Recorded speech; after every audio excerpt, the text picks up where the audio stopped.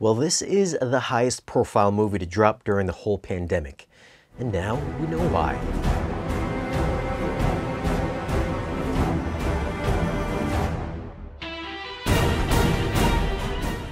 What's up, guys? Today we're going to be checking out Wonder Woman 1984 on 4K streaming.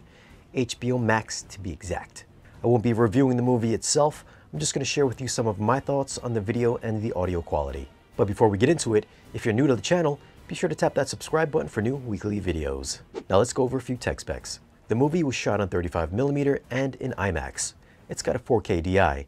It's rated PG-13. Runtime is 151 minutes. Aspect ratios are 239:1 and in 190:1, so it'll switch between letterbox bars and full screen on your displays. First off, this is a digital stream, so if you're watching this on an actual 4K Blu-ray or maybe the Kaleidoscape sometime in the future, then you could very well have a better viewing experience than watching the movie being streamed.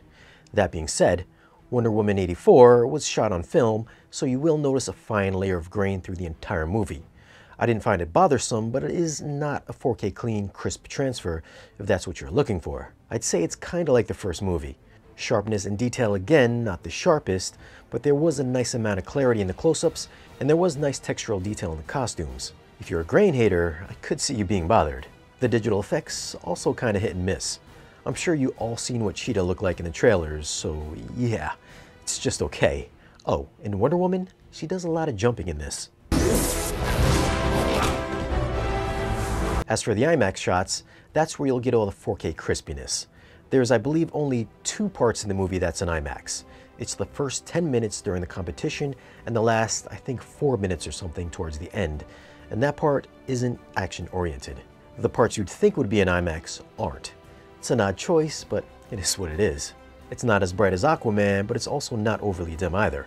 So there wasn't exactly a lot of vivid colors. I'd say it's very natural. It's got an almost soft pastel-like appearance. It's a lot more colorful than the first Wonder Woman movie, which was a lot of drab colors like blacks and grays, which makes sense since it was during the war, whereas this one takes place in the 80s, so more colors.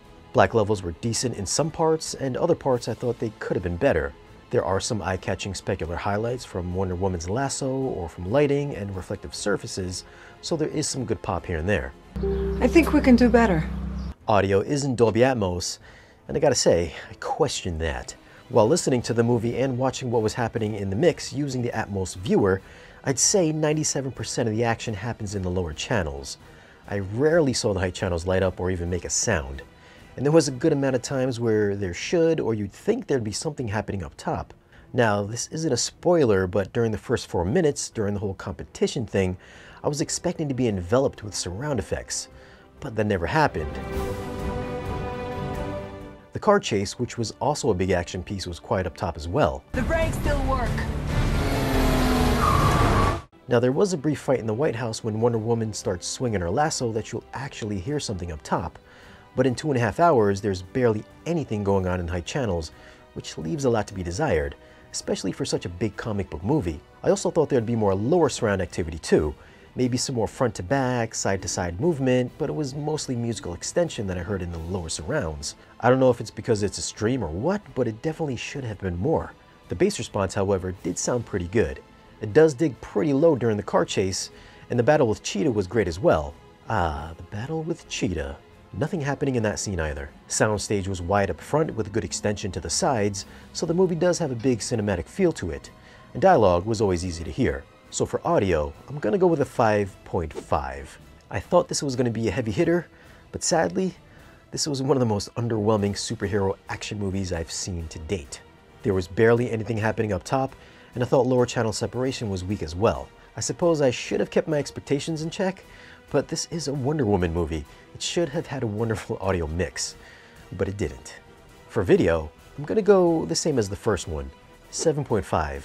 The IMAX scenes were of course the most detail-rich, and the rest of the movie was good, but did lean on the softer side.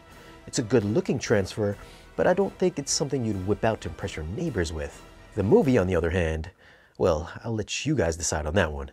So tell us your thoughts on Wonder Woman 1984. Did you think it looked better than we did, and how was your experience with the Atmos mix? Leave a comment and let us know. As always, guys, thanks for watching. Be sure to like, share, and subscribe, and we'll see you guys again in the next video.